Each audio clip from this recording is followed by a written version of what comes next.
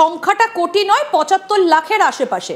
কিন্তু এখন ৭৫ থেকে ৮০ লাখ, ৭৫ থেকে ৮০ লাখ, এটা আমার বাড়তেও পারে, প্লাস মাইনাস 5% হতেই পারে। কিন্তু যেটা একটা আতঙ্ক ছড়ানো হচ্ছে যে মুসলিমদের নাম সব বাদ যাবে, কখনোই নয়। মুসলমানদের নাম বাদ যাবে কেন? একটা দেশ তিনটে টুকরো হলো, দুটো হচ্ছে মুসলিম, 71-এর পরে দুটোই হচ্ছে মুসলিম কান্ট্রি, আর এখানে হচ্ছে সো-কল্ড সেকুলার কান্ট্রি। তো এখানে মুসলমান নিরাপদে রয়েছে। হিন্দুদের কাছে সুরক্ষায় থাকবে না বলে মুসলমানরা দেশ ভাগ করলো, কিন্তু তারা যখন অন্য দেশে চলে যায়, বাংলাদেশের মুসলমানরা, তারা কখনো ভাবেনি যে এদেশের মুসলমানরা হিন্দুদের কাছে সুরক্ষিত থাকবে না, মরে যাবে। অর্থাৎ তারা শুধু এখানকার হিন্দুদের সঙ্গে গদ্দারি করেনি বাংলাদেশের মুসলমানরা, এরা এখানকার মুসলমানদের সঙ্গে গদ্দারি করেছে। সেই জন্য অথচ দেখা যাচ্ছে যে সেই বাংলাদেশের মুসলমানদেরকে এখানকার মুসলমানরা সেই সব স্মৃতি ভুলে, যারা গদ্দার এখানকার হিন্দু মুসলিম সকলের সঙ্গে করেছে, তাদেরকে গ্রামের মধ্যে এনে আশ্রয় দিচ্ছে, তাদেরকে ভোটার লিস্টে নাম তুলতে সাহায্য করছে। তো এখানকার মুসলিমদের উদ্দেশ্যে আপনাদের মিডিয়ার মাধ্যমে যেটা একটা আতঙ্ক ছড়াচ্ছে বিরোধী দলগুলো, যে এখানকার যারা ভারতীয় মুসলিম তাদের বিন্দুমাত্র আতঙ্কিত হওয়ার উপায় নেই। যা তো ঢুকে গেছে 71-এ অনেকে এসেছিল। 2002-তে যাদের নাম ভোটার লিস্ট রয়েছে বা যাদের মা বাবার নাম ভোটার লিস্ট রয়েছে, সেসব ভারতীয় মুসলমানদের কোনো আতঙ্কের কিছু নেই। যারা বাংলাদেশের মুসলমান বা রোহিঙ্গা, যারা 2022-এর পর এসে যারা ভোটার লিস্টে নাম তুলেছে বিভিন্ন ইলিগাল উপায়ে, বিভিন্ন পলিটিক্যাল লিডারদের সহায়তায়, তৃণমূল বা সিপিএম এর, তাদের অবশ্যই ভোটার লিস্ট থেকে তাদের ডিটেক্ট করে তাদের এখান থেকে ডিপোর্ট করতে। কিন্তু আপনারা কিভাবে নিশ্চিত হচ্ছেন যে তাদের নামগুলো ভোটার লিস্টে ঢুকে রয়েছে? কোনো প্রমাণ আছে? আপনাকে তো আমি ডিটেইলস বলে দিলাম যে যেখানটায় অল ইন্ডিয়া অ্যাভারেজ হচ্ছে 44.3%, সেখানে 1-2% এর হেরফের হতে পারে, সেটা কখনোই 60.2% হতে পারে না। আমি বোঝাতে পারছি কথাটা? ঠিক। এতগুলো রাজ্য রয়েছে, কোন রাজ্যে কখনো 16% ভোটার বৃদ্ধি হয়নি। একদম এমন কি মিরাকল হলো যে ওয়েস্ট বেঙ্গলেই হচ্ছে? আচ্ছা, তাই না? এখানেই আপনি সন্দেহ করছেন যে অন্য দেশ থেকে আসা মানুষের নাম এই তালিকায় ঢুকে থাকতে পারে। কিন্তু অবশ্যই, কিন্তু প্রশ্ন হচ্ছে যে বাংলায় এসআইআর হলে সেটা কি ঠেকানোর কোন রকম জায়গা শাসক দলের কাছে থাকবে? আপনি তো একজন আইনজীবী, আপনার কি মনে হয়? না দেখুন, এসআইআর তো পুরোটাই নির্ভর করছে ইলেকশন কমিশনের উপর। আপনি ইলেকশন কমিশনের অফিসিয়ালরা কতটা অনেস্ট উপায়ে কাজ করবে সেটা। যেমন ধরুন ডায়মন্ড হারবারে আপনারা সকলে, বাচ্চা থেকে বুড়ো অবধি সকলে জানে যে ছাপ্পা হয়েছে 7 লক্ষ ভোটে যে ভাইপো জিতেছে। আমার কাছে তো প্রচুর ভিডিও রেকর্ড হয়েছে, মারধর করেছে, সমস্ত কিছু প্রত্যেক মিডিয়া আপনারা খুব সুন্দরভাবে কভার করেছেন। আপনার যিনি সাংবাদিক তিনিও আমার সঙ্গে সেদিনকে ছিলেন।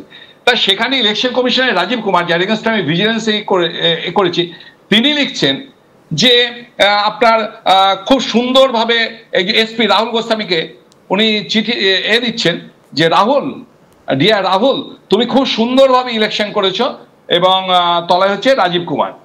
তো আপনি চিন্তা করুন যে রাহুল গোস্বামীকে চিঠি করছে রাজীব কুমার।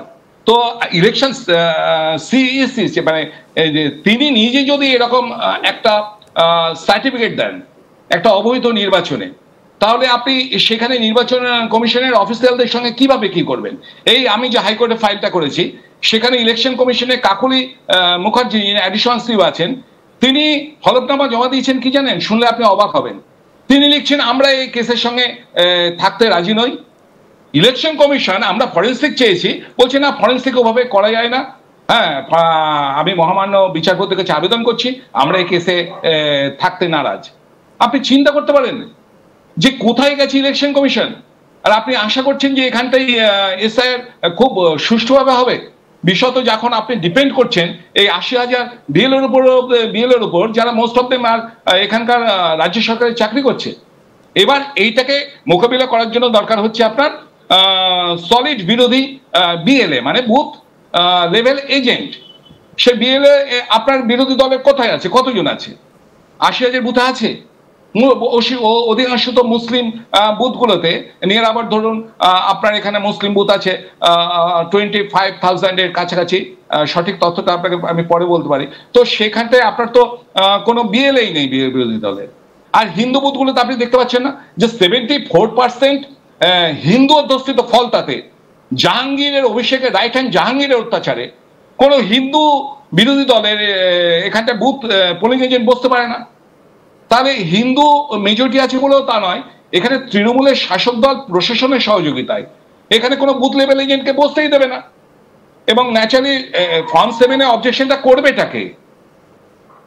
সেখানে একমাত্র ইলেকশন কমিশন সেন্টার ফোর্স দিয়ে নিজেদের তদন্ত করে, পুরো মেশিনারি, কোনো বিরোধী দলের উপর ভরসা না করে পুরো মেশিনারি যদি অ্যাপ্লাই করে, অতি অবশ্যই আমি আপনাকে বলছি এই 80-85 লক্ষ এই যে ভোটার, যেটা একটা বিশাল বড় ফ্যাক্টর, সেই ভোটারদের নাম অবশ্যই বাদ যাবে। একদম খুব পরিষ্কার করে দিলেন আপনি। এবং অবশ্যই এই যে উত্তর দিনাজপুরের যে ঘটনাটার কথা আপনি সামনে আনলেন দাদা, যে এই যে এতগুলো ব্যাকডেটেড বার্থ সার্টিফিকেট ইস্যু করা হচ্ছে, সত্যি এটা একটা বড় প্রশ্নের বিষয়। এবং আপনি যে তথ্যটা আমাদেরকে দিচ্ছেন যে এরা কারা, অর্থাৎ অনেক দিন আগে থেকেই কি তার মানে আপনার মনে হয় যে এগুলোকে তৈরি করে রাখা হয়েছিল যাতে এসআইআর এলে এগুলোকে কাজে লাগানো যায়? কবে থেকে সলতে পাকানোর কাজটা শুরু হয়েছিল এবং কারা করেছিলেন? আপনাকে আমি বলছি যে এই আপনাকে তো দেখুন, এই 42টা লোকসভাতে তো আমার পক্ষে সম্ভব নয় যে 42টা লোক, ভাই তাহলে আমাকে পুরোপুরি আপনাকে ওখানে বসে আমাকে অ্যানালিসিস করতে হবে। কিন্তু আমি আপনাকে এইটা বলছি যে এই খোদ ডায়মন্ড হারবারে আপনি যদি দেখেন, আমি ডায়মন্ড হারবারে যেহেতু আমি প্রার্থী ছিলাম, তা সেখানটায় 2009, কারণ সে সময় তো ডিলিমিটেশন হয়, আপনি কিন্তু ডিস্ট্রিক্ট ওয়াইজ আপনি পাবেন না। আমি দেখেছি অনেকে মিডিয়াতে এসে বলছে ডিস্ট্রিক্টে এত হেরফের হচ্ছে বা লোকসভায় এত হেরফের হচ্ছে। 2009-এর ডিলিমিটেশনের কথা সকলে ভুলেই গেছে। 2009-এর ডিলিমিটেশনের পরে আপনার বাস্তব ফিগারটা কি আছে, কোন এরিয়াতে চেঞ্জ হয়েছে না হয়েছে, অনেক অনেক খাটাখাটনির ব্যাপার। এটা একটা রিসার্চ টাইপের, এটা অত সোজা নয় যে আমি একটুখানি মুখস্থ করলাম মিডিয়ার সামনে বললাম। তো 2009 থেকে 2014-এ যেখানে অ্যাভারেজ আপনার 1.5 লক্ষ করে 5 বছরে ডায়মন্ড হারবারে ভোটার সংখ্যা বৃদ্ধি হয়, সেখানে হঠাৎ কি এমন মিরাকেল ঘটে গেছে? অভিষেক ব্যানার্জি 2014-এ ক্যান্ডিডেট হবে, শুধু 2014-এর মধ্যে আপনার প্রায় 2.5 লক্ষ ভোটার এখানে ইনক্রিজ হয়েছে, মানে 1 লক্ষ ভোটার ইনক্রিজ করানো হয়েছে। তার সেই সময় ও জিতেছিল হচ্ছে 72,000 ভোটে, 36,000 ভোট আপনি যদি ওর কাছ থেকে কেটে নেন তাহলে ও হেরে যায়, সেখানে হয়তো সিপিএমই জিতত।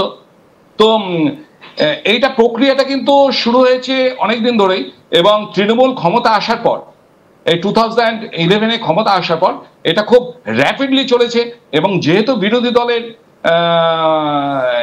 আমি যাই না, আগে কমিউনিস্টদের মধ্যে আমি দেখতাম যে তারা খুব এই ব্যাপারে খুব ছিল, এখন নিজেরাই তো চুরি করে করে এই সমস্ত করিয়েছে এবং পরে তাদেরকে ডিফিউজ করে দিয়েছে তৃণমূল ভয় দেখিয়ে দেখে যে তোমাদের ফাইল বার করে দেবো, তোমরা চেপে যাও, এবং যার ফলে তারা কেন্নর মতো গুটিয়ে গেছে। এবং বাকি যে অপোনেন্ট পার্টি আছে, most of them are not trend, তাদের মধ্যে বুথ লেভেলে অনেক ট্রেন্ড কার্যকর্তা নেই,